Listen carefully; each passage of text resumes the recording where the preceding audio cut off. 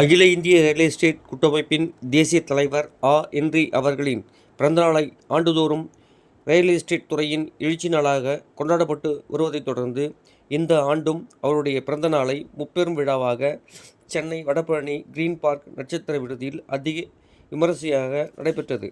இந்த மாநாட்டிற்கு அகில இந்திய கூட்டமைப்பின் தேசிய நிர்வாக செயலாளர் வி. ஜெயச்சந்திரன் தலைமை தாங்கினார். தேசிய குழு பொறுப்பாளர்கள் பொதுச் செயலாளர் நேரு நகர் நந்து, செயலாளர் கிங்மேக்கர் ராஜசேகர், பொருளாளர் சந்திரசேகர், துணைத் தலைவர்கள் கிருஷ்ணகுமார், ஜவஹர் ஆகியோர் முன்னிலை வகித்தனர்.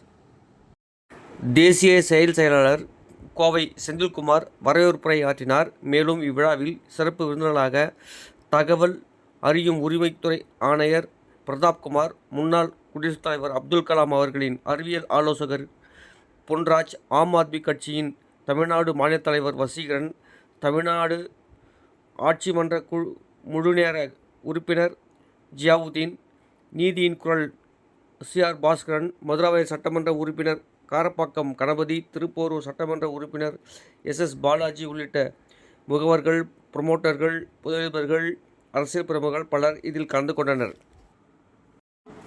இந்நிகழ்ச்சியை லே அவுட் குழு ஒருங்கிணைத்து நடத்தியது. குறிப்பாக பானு புரமோட்டர்ஸ் மேலாண்மை இயக்குனரும் லே அவுட் மாநில செயலாளருமான ராஜா பக்ருதீன் அலி அகமத் நன்றி உரையாற்றினார். மேலும் தலைவர் பிறந்தநாள் விழாவை முன்னிட்டு மாநிலம் முழுவதும் மரம் நடும் விழா, சிறார்கள், முதியோர், ஆதரவற்றோர் இல்லங்களில் காலை மதிய உணவு, அறுசுவை உணவு வழங்கப்பட்டது. மேலும் ஃபெய்ராவின் சில கோரிக்கைகளை ஏற்றுக்கொண்டதற்கு அரசின் நகர்ப்புற வளர்ச்சித்துறையான சிஎம்டிஏ மற்றும் டிடிசிபி, நகராட்சி நிர்வாகம், பதிவுத்துறை, வருவாய்த்துறை, ரியல் எஸ்டேட் ஒழுங்குமுறை ஆணையம் ஆகிய துறைகளுக்கு நன்றி தெரிவிக்கப்பட்டது. மேலும் அகில இந்திய ரியல் எஸ்டேட் கூட்டமைப்பின் 13வது மாநாட்டில் பொதுக்குழுவில் அரசுக்கு கோரிக்கைகளை தீர்மானங்களாக நிறைவேற்றப்பட்டன. இல்லம் தேடி கல்வி திட்டத்தை போன்று இல்லம் தேடி பத்திரப்பதிவு திட்டத்தை தமிழக அரசு அமுல்படுத்த வேண்டும். இப்பத்திரப்பதிவு சேவைக்கு குறைந்தபட்சமாக கட்டணம் ரூபாய் 5,000 நிர்ணயம் செய்ய வேண்டும். இந்த சேவையின் மூலம் பொதுமக்களின் கால விரயம், வீண் அலைச்சல் தவிர்க்கப்படும். அரசுக்கு அதிக வருவாய் கிடைக்கும். யுடிஎஸ் என்ற முறையில் அபிவிருத்தி செய்யப்படும் வில்லா கட்டுமான திட்டங்களுக்கு பிற்காலத்தில் வீட்டுமனை உரிமையாளர்கள் சட்டத்திற்கு உட்பட்டு அவருடைய கட்டிடத்தை மட்டும் மாற்றம் செய்ய தனிப்பட்ட முறையில் திட்ட அனுமதி பெற வழிவகை செய்ய வேண்டும்.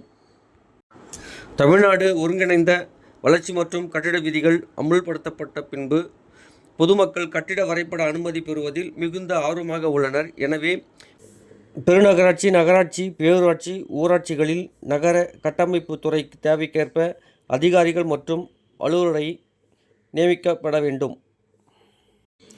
கிராம பகுதிகளில் கட்டிட அனுமதி ஆன்லைனில் விண்ணப்பிக்கும் போது ஆன்லைன் மென்பொருள் சிக்கலால் விண்ணப்பிக்க முடியாமல் இருக்கிறது. இதுபோன்ற நேர்வுகளில் கையேடு பயன்பாட்டில் விண்ணப்பிக்கும் முறையை அனுமதிக்க வேண்டும். சென்னை மாநகரில் 3வது முழுமை திட்டத்தை வரையறை செய்யும்போது வெளிவட்டச்சாலை, உள்வட்டச்சாலை, புறவழிச்சாலை, திட்டச்சாலை, கட்டச்சாலை ஆகியவை எங்கு தேவைப்படுகிறதோ அதற்கேற்ப அவற்றை தொலைநோக்கு பார்வையோடு உருவாக்கிடுமாறு வேண்டுகிறோம். திருநங்கைகள், பழங்குடியினர் குடியிருப்பிற்கு வீட்டுமனை வாங்கும்போது முத்திரைத்தாள் கட்டணம், பதிவு கட்டணம் ஆகியவற்றில் தளர்வு வேண்டும். மோசடி பத்திரப்பதிவுகள் விசாரணை மனுக்களை கையாளும் போதுமான பணியாளர்கள் இல்லாமல் மனுக்கள் குளறுபடியாகிறது.